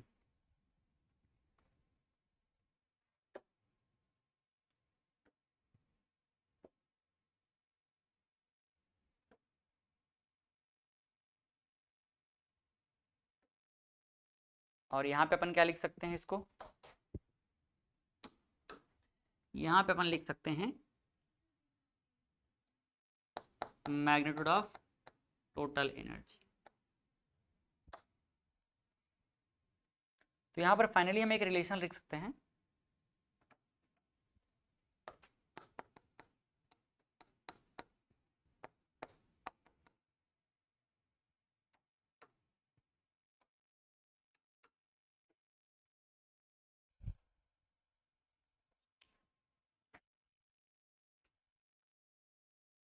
क्या लिखा जाता है, सबको एक साथ लिख सकते हैं हम लोग, total energy is equal to, अगर हम पूरे प्योर वैल्यू के साथ लिखे तो टोटल एनर्जी जितना है, किसमें टोटल एनर्जी निगेटिव में है, तो टोटल एनर्जी के जितना ही कौन है, देखो काइनेटिक एनर्जी। अगर मैं टोटल एनर्जी को पॉजिटिव बोल रहा हूं तो क्या हो जाएगा, काइनेटिक एनर्जी नेगेटिव बोल सकता हूं मैं।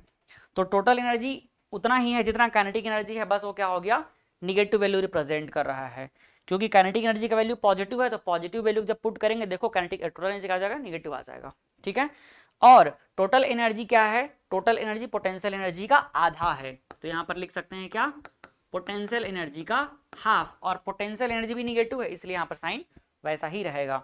बाकी आप चाहो तो मैग्नीट्यूड के साथ में पूरा पूरा उसको साइन को हटा के लिख सकते हो, लेकिन रिलेशन यही आएगा।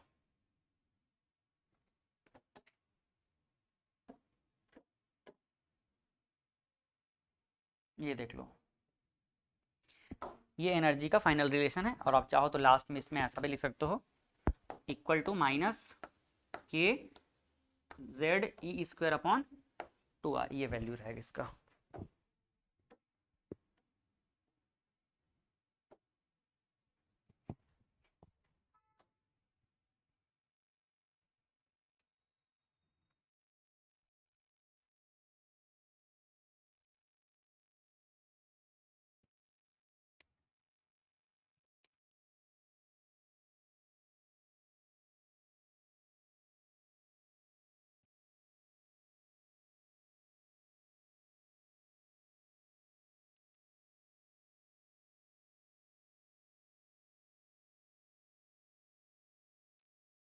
कोई डाउट यहाँ तक के?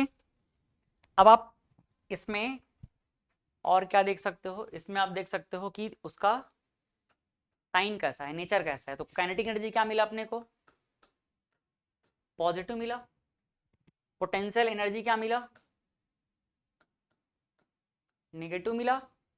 और जो फाइनली टोटल एनर्जी है वो भी क्या मिला अपने को? ये भी क्या मिला? नेगेटिव मिला। ठीक है, यहाँ पर भी चाहो तो मेंशन कर सकते हो ऐसे करके। टोटल एनर्जी फाइनली क्या मिला? नेगेटिव। काइनेटिक एनर्जी क्या होता है? पॉजिटिव। और पोटेंशियल एनर्जी क्या होता है? नेगेटिव। ठीक है,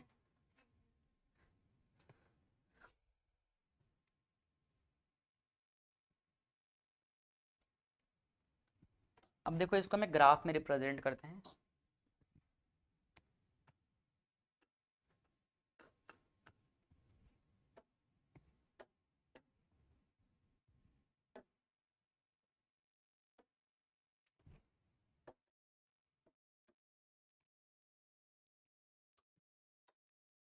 एक ग्राफ लेते हैं और उस ग्राफ में हम रिप्रेजेंट करेंगे किसको? काइनेटिक एनर्जी, पोटेंशियल एनर्जी और टोटल एनर्जी। किसके बीच में बनेगा ये? रेडियस। तीनों को एक साथ।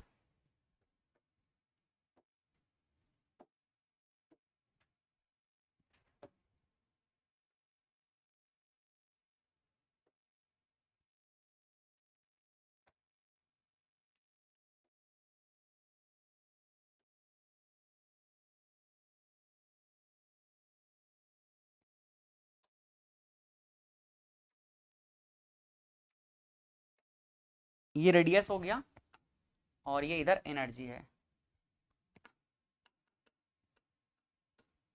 एनर्जी का ऊपर पॉजिटिव वैल्यू, नीचे क्या रहेगा? Negative value. देखो क्या क्या वैल्यू मिला अपने को। पहला बात करते हैं काइनेटिक एनर्जी। काइनेटिक एनर्जी क्या मिला? K Z E square upon R, यही मिला। मतलब प्रपोजनल टू क्या है? 1 अपॉन आर। जैसे जैसे रेडियस आगे बढ़ाएंगे काइनेटिक एनर्जी क्या होगा? डिक्रीज होगा। कैसे डिक्रीज होगा? रेक्टेंगुलर हाइपरबोला के फॉर्म में। ये देख लो,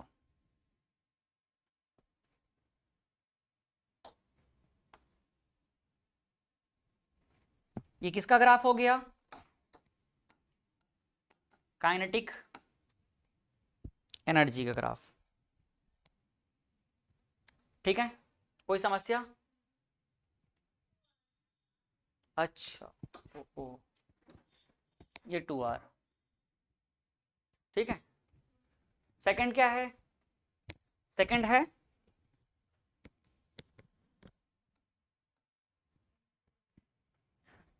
सेकंड हम बनाते हैं टोटल एनर्जी का पहले, क्योंकि इसी की जैसा वैल्यू है सेम। टोटल एनर्जी कितना हो जाएगा? Minus of K Z E square upon upon R की 2r टोटल एनर्जी। तो ये प्रपोजनल टू क्या हो जाएगा? 1 अपॉन आर, लेकिन माइनस 1 अपॉन आर लिखेंगे, है ना। माइनस में कहने का मतलब क्या है? जब रेडियस बढ़ेगा तो टोटल एनर्जी क्या होगा? बढ़ता जाएगा। रेडियस बढ़ता जाएगा तो टोटल एनर्जी क्या होगा? बढ़ता जाएगा। तो ये बन जाएगा ऐसा।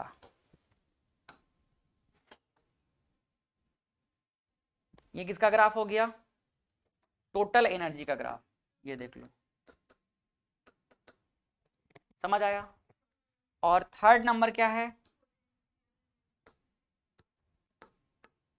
Potential energy minus K Z E square और अपॉन में क्या है? आर। तो प्रपोजनल टू माइनस 1 अपॉन। तो इन दोनों में क्या डिफरेंस रहेगा? इन दोनों में डिफरेंस ये रहेगा मैग्नीट्यूड का। किसका रहेगा? मैग्नीट्यूड का। मतलब रेडियस बढ़ाने पे ये जितना घट रहा है घटेगा सेम, लेकिन उसका मैग्नीट्यूड पहले से क्या रहेगा? इसका पोटेंशियल एनर्जी का ज्यादा रहेगा। अगर हम 1 लेते हैं तो देखो 1 लेंगे तो यहां पर कितना हो जाएगा? हाफ हो जाएगा। और यहां पर क्या रहेगा? हाफ नहीं होगा, क्योंकि 2 है ना। तो सेम नेचर रहेगा ग्राफ का, लेकिन थोड़ा सा इसका मैग्नीट्यूड क्या रहेगा, ज़्यादा रहेगा। ये देखो थोड़ा सा निगेटिव में वैल्यू ज़्यादा है। तो ये किसका ग्राफ हो गया, ये है पोटेंशियल एनर्जी का। देखो जैसे जैसे रेडियस बढ़ते जा रहा है पोटेंशियल एनर्जी क्या होते जा रहा है,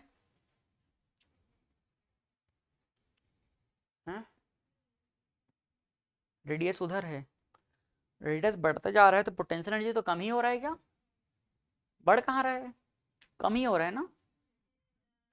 हाँ लेकिन निगेटिव में हो रहा है, निगेटिव साइड में, दोनों में ही कम हो रहा है। इधर क्या हो रहा है, इधर पर पॉजिटिव वैल्यू में कम हो रहा है, हाँ बढ़ रहा है, सही में बढ़ रहा है क्योंकि तो निगेटिव वैल्यू है। तो निगेटिव वैल्यू में क्या होता जा रहा है, बढ़ रहा है।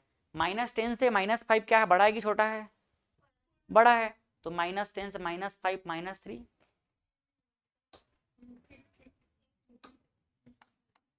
ठीक ठीक ठीक है ना, पॉजिटिव और ये क्या है, नेगेटिव है। तो आप यहाँ देख पा रहे हो ये काइनेटिक एनर्जी और पोटेंशियल एनर्जी और टोटल एनर्जी दोनों के बीच में, क्यों, ये काइनेटिक एनर्जी पॉजिटिव रहता है और ये निगेटिव रहता है, पोटेंशियल एनर्जी क्या रहता है, निगेटिव रहता है, और निगेटिव में बड़ा वैल्यू रहता है। तो इस बड़े निगेटिव वैल्यू से हम एक पॉजिटिव छोटे वैल्यू को घटाएंगे तो क्या हो जाएगा, दोनों के बीच निगेटिव में ही आएगा वो, ठीक। पोटेंशियल एनर्जी क्या है, देखो ये वाला वैल्यू है, टोटल एनर्जी उससे छोटा है क्योंकि 2 से डिवाइड हो गया, हालांकि निगेटिव में ही है, और ये काइनेटिक एनर्जी क्या है, पॉजिटिव में है। तो इन दोनों में अगर मैग्नीट्यूड देखोगे तो मैग्नीट्यूड किसका है, इसका बड़ा है, लेकिन निगेटिव में साइन है इसका, है ना। तो पोटेंशियल एनर्जी निगेटिव साइड में बड़ा वैल्यू है, दिख रहा है, बड़ा ग्राफ बना उसका, नीचे हो गया ये, और काइनेटिक एनर्जी कहाँ है, ऊपर में है। तो इन दोनों के बीच में ही क्या आया, टोटल एनर्जी आया। तो ग्राफ पे भी क्वेश्चन बन सकता है।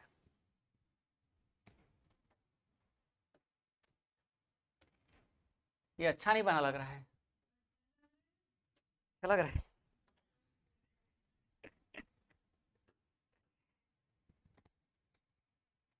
ठीक है फिर, अब अच्छा बोलती तो नहीं मिटाता हूँ, वरना फिर मिटा के बनाने का प्लान था।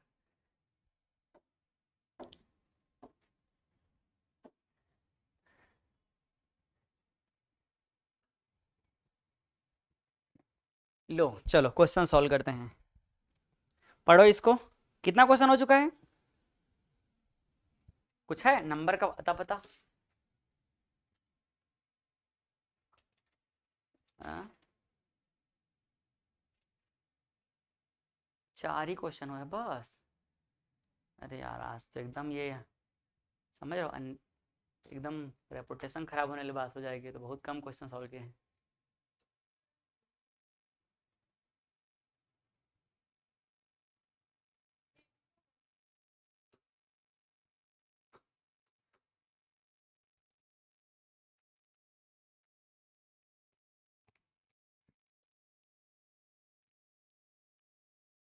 पता नहीं आज डबल डिजिट में जा पाएगा कि फिर ही क्वेश्चन, नहीं जाएगा।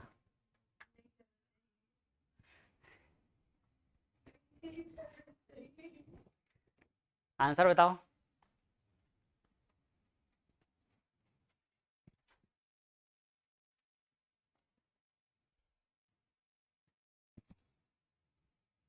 क्या है आंसर,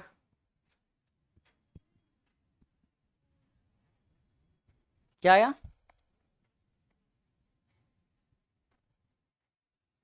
दिमाग लगाओ भाई जल्दी से, एकदम सस्ता क्वेश्चन है ये।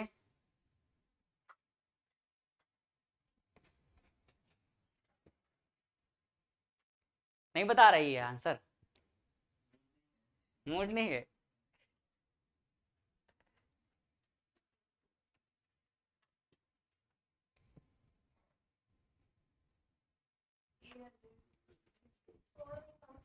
हाँ ये आ जाएगा। क्या बोल रहे हैं, इन terms of bore radius, the radius को क्या है ए नॉट ले लो बोल रहा है, रेडियस क्या लो, the radius a naught, the second Bohr orbit of the hydrogen is, ठीक है। तो यहाँ पे रेडियस क्या होता है, radius R is equal to 0.53 angstrom N square, N square upon Z की N upon Z, N square upon Z ना, ठीक। तो क्या बोल रहा है, हाइड्रोजन एटम के लिए जेड क्या हो जाएगा, फॉर हाइड्रोजन फॉर हाइड्रोजन क्या होता है, Z इज इक्वल टू 1 और n कितना दिया है, n इज इक्वल टू 2 दिया है। तो जो नया रेडियस होगा इसको क्या मान लो बोल रहा है, a नॉट मान लो बोल रहा है। तो r dash is equal to 0.53 angstrom, n कितना हो जाएगा 2 की पावर और क्या हो गया 1। किसको a नॉट लेना था, हाँ मतलब इसी को लेना है, चलो उसी को लिख दूं क्या अलग से, a नॉट का स्क्वायर, a नॉट क्या होता है ये n स्क्वायर अपॉन z, ठीक है। तो इसको मैं लिख दिया a नॉट।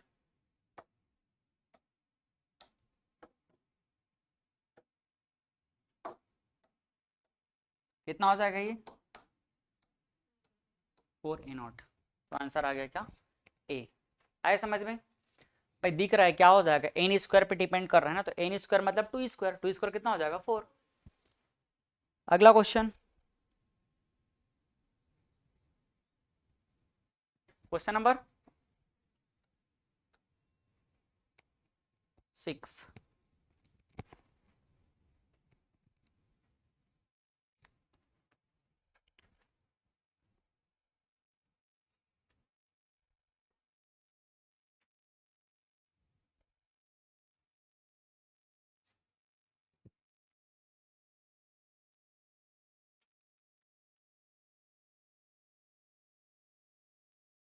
जल्दी करो,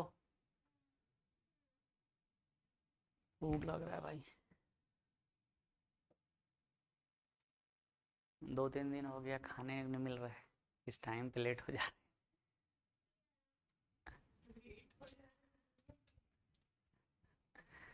हाँ तो वही खाने को नहीं मिलता ना, लेट हो जाता है तो उधर। क्या आया, see when a hydrogen atom is raised from the ground state to an excited state. मान लो ये क्या है, ग्राउंड स्टेट है जिसका एनर्जी कितना है E1 है। अब इलेक्ट्रॉन यहाँ से कहाँ चला गया, उसको लेके जाया गया कहाँ, एक्साइटेड स्टेट में लेके जाया गया, ये देख लो हाँ, या गया हो जैसा भी है। तो ये क्या है ZE है, ये पहला ऑर्बिट और ये दूसरा ऑर्बिट। तो ये क्या रहता है ग्राउंड स्टेट ना, इसको मान लो n इक्वल टू कितना है 1, ये n इक्वल टू 2, यही तो है ground state.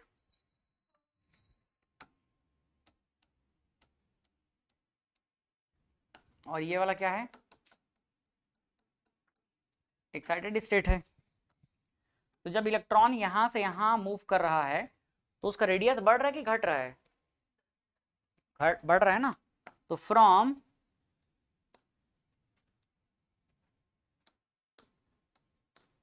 Ground state to excited state,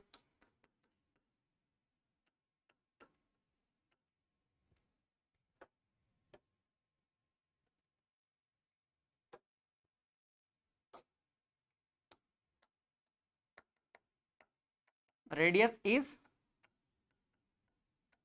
increased. और अगर रेडियस इंक्रीज हो रहा है तो आप देखो काइनेटिक एनर्जी क्या हो जाएगा, kinetic energy is equal to क्या हो जाएगा के ZE स्क्वायर अपॉन 2r। अगर r इंक्रीज हुआ तो काइनेटिक एनर्जी क्या हो जाएगा, डिक्रीज हो जाएगा। एंड और क्या पूछा है, पोटेंशियल एनर्जी माइनस के ZE स्क्वायर अपॉन r। अगर ये r इंक्रीज हो रहा है, अगर r क्या हो रहा है, हाँ कर रहा हूँ r क्या हो रहा है, अगर इंक्रीज हो रहा है, अगर r इंक्रीज होगा तो भाई ये ओवरऑल वैल्यू क्या हो जाएगा, ओवरऑल वैल्यू निगेटिव में है ना। थोड़ा और अच्छे से लिखता हूँ रुको,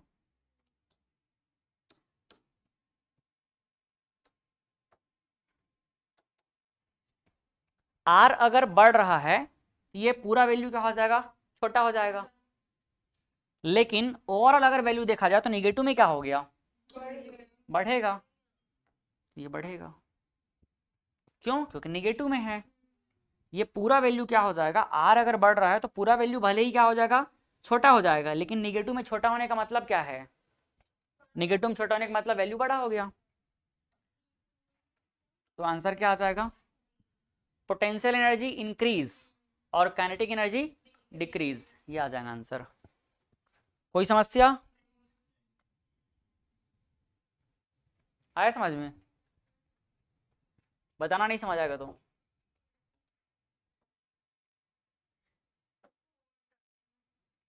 ये क्या हो गया, चलो क्वेश्चन नंबर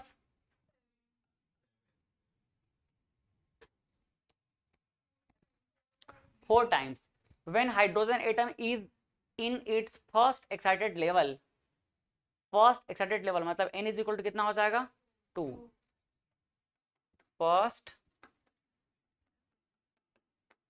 एक्साइटेड लेवल मतलब n इज इक्वल टू 2 हो जाएगा। तो रेडियस क्या हो जाएगा, तो radius is directly proportional to n square, that is 2 की power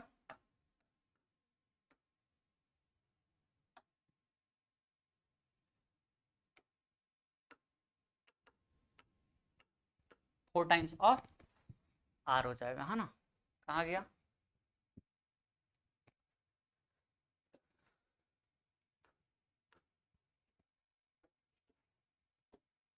the speed of an electron in fourth orbit of hydrogen atom is,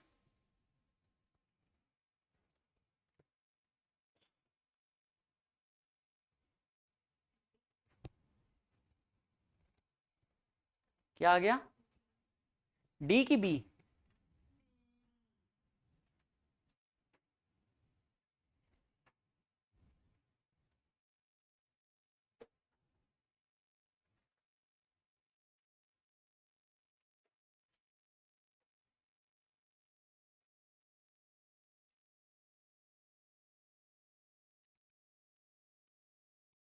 n equal to fourth orbit मतलब 4 है, तो क्या पूछ रहा है स्पीड ना, तो b प्रोपोर्शनल टू क्या होता है, v इज इक्वल टू होता है c upon 137 into Z upon n होता है। तो z का वैल्यू कितना है, हाइड्रोजन के लिए 1 पुट कर देते हैं, c इंटू 1 और 137 अपॉन 4, तो कितना हो जाएगा c अपॉन 1 548, तो ये आंसर है। ठीक, बहुत सिंपल सिंपल क्वेश्चन है। 9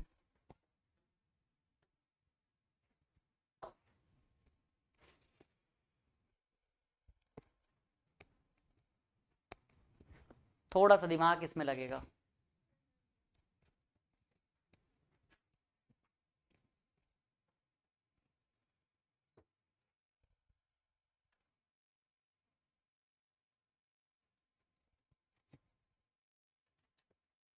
क्या है आंसर,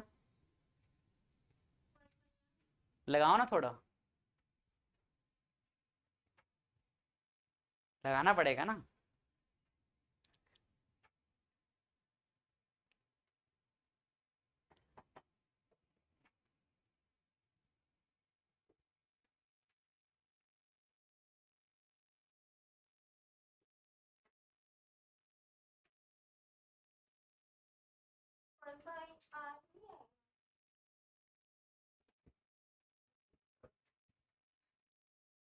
सॉल्व करो, पेन ही चलाना पड़ेगा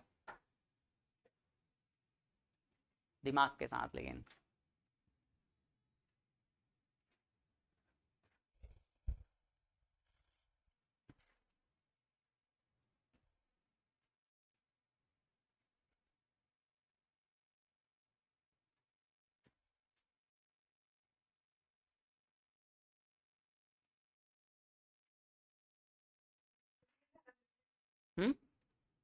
स्क्रू गया, क्या बोले, ऐसे बोले क्या,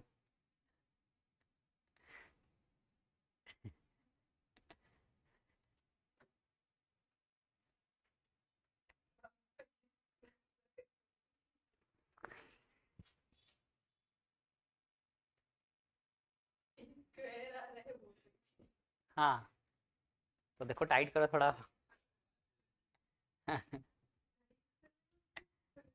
screw screw.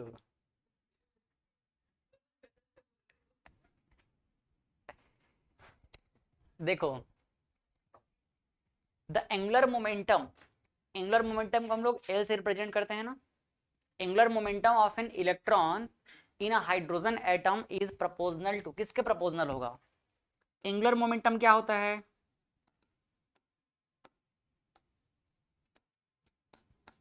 Angular momentum, angular momentum क्या होता है? L is equal to M V R होता है। तो यहां से L is directly proportional to R. आप ये गलती कर सकते हो, लेकिन ऑप्शन में है ही नहीं तो गलती नहीं करोगे, है ना। अब पता नहीं कहाँ से उसको लेके आया आंसर, आप लोग पता ही नहीं। देखो मास पे डिपेंड करेगा कभी रेडियस? नहीं करता है, लेकिन वेलोसिटी रेडियस पे डिपेंड करता है। अगर अंदर आएंगे तो स्पीड बढ़ जाएगा, बाहर जाएंगे तो स्पीड घट जाएगा। इसका मतलब रेडियस खुद तो डायरेक्ट डिपेंड कर ही रहा है। एंगुलर मोमेंटम को कौन अफेक्ट कर रहा है? खुद रेडियस कर ही रहा है, लेकिन वेलोसिटी में भी तो रेडियस छुपा हुआ है, ये भी तो डिपेंड कर रहा है। तो कैसे डिपेंड करता है पहले देख लेते हैं। यहां पर इसको हम लिख लेंगे क्या? Proportional to v into R, दोनों पे डिपेंड करेगा। तो आर का तो आर हो गया, लेकिन v का देखो कहां से लाएंगे? v इज इक्वल टू होता है F C is equal to F E. रुको इधर पे लिखता हूं, F C is equal to F E. क्या हो जाएगा ये? M V square upon R is equal to K, हाँ, जेड ई अपॉन आर का स्क्वायर। यहां से देखो क्या कैंसिल होता है? ये आर आर कैंसिल होता है। तो अगर आप सब कुछ को भुला करके सिर्फ ये देखो v को, है ना, तो M V square is equal to क्या हो जाएगा? K Z E square upon R. K constant, Z से कोई मतलब है नहीं, सिर्फ रेडियस से मतलब है। किसका? वेलोसिटी का। तो क्या लिखा जा सकता है यहां से? v square proportional to 1 upon R. या फिर इसी को आप क्या लिख सकते हो? v is proportional to 1 upon under root R. मतलब वेलोसिटी खुद भी रेडियस पे डिपेंड कर रहा है ना। तो पुट करते हैं इसको, तो L प्रोपोर्शनल टू क्या हो जाएगा यहाँ? v की प्लेस पे 1 अपॉन अंडर रूट आर, और ये हो जाएगा क्या? r। तो एक रूट कैंसिल हो गया, तो L प्रोपोर्शनल टू क्या हो जाएगा? Under root R. है ऑप्शन? है, ऑप्शन सी आंसर है। ये अच्छा क्वेश्चन था, अभी तक आज हम लोग जितना पढ़े हैं उसमें ये सबसे अच्छा क्वेश्चन है। ठीक, लास्ट क्वेश्चन। हाँ,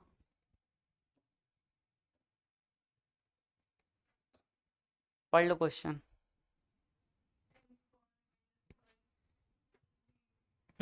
magnetic field induction produced at the centre of orbit due to an electron revolving in nth orbit of hydrogen atom is proportional to. देख के लग रहा है कहीं पर से कि बोर्स मॉडल का क्वेश्चन है।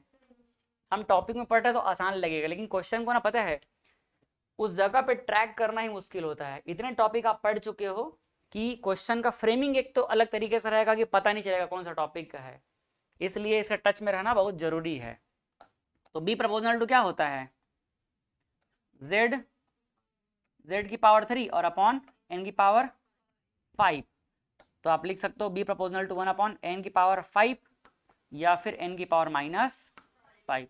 ये पावर 3 था ना, लिखो फॉर्मूला कहीं पर, साथ में लिखते चलते हो ना। देखो तो कॉपी को एक बार,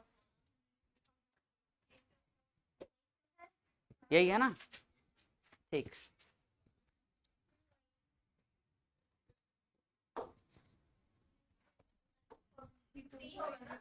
हाँ 3 होगा।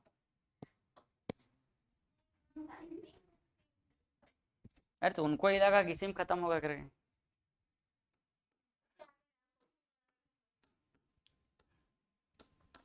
Thank you. नहीं तो वैसा भी मेरे पास टाइम है, मैं अभी कोऑर्डिनेट कंपाउंड पढ़ाने का सोच रहा हूँ।